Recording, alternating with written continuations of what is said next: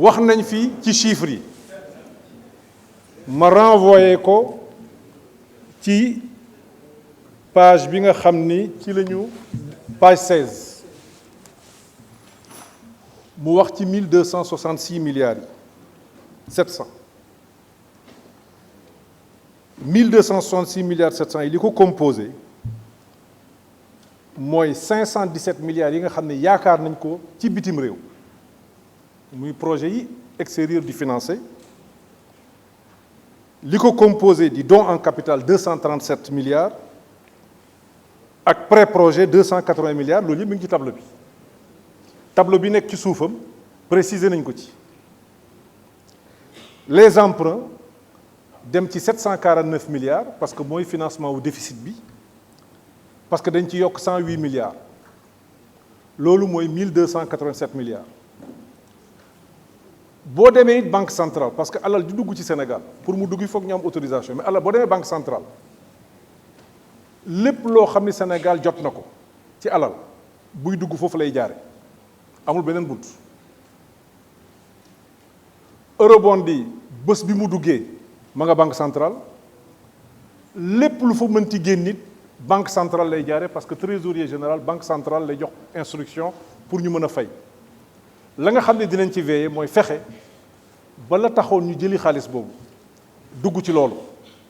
maanaam bañ ko jël pour fay ay salaire bañ ko jël pour fay ay bourse wala bañ ko jël pour fay ay retraite lépp luñ ciy fay investissement la wala remboursement wu bor bi te toll na ci 618 milliards yi nga xam ni amoon nañu autorisation pour leeralal ni chiffres yi nga waxoon léegi dëgg neex yàlla amu ci lenn lu jaxasoo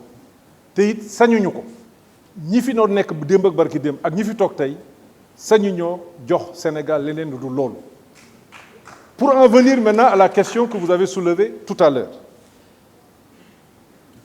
c'est par souci de transparence, parce que nous étions là, c'est nous qui préparions les lois de finances. Vous reprenez les exposés des motifs des différentes lois de finances, de 2000 à nos jours. Vous voyez, chaque année, on essaie d'apporter une amélioration, en termes de transparence, en termes d'exhaustivité. C'est ce qui fait que dans l'annexe, toujours, sur les prévisions de recettes, nous indiquons les grandes rubriques pour pouvoir faire les analyses qui justifient en amont l'exposé des motifs. Pour la première fois dans l'histoire du Sénégal, ces 2 dernières années, vous voyez que sur les salaires, on va dans les détails. C'était pour être très précis. Vous pouvez reprendre les lois de finances des périodes où vous étiez ministre, vous voyez les exposés des motifs, vous ne pouviez pas avoir toutes ces informations. Et en fonction de l'objectif recherché, parce que quand vous parlez d'impôt direct, on peut mettre beaucoup de choses à l'intérieur,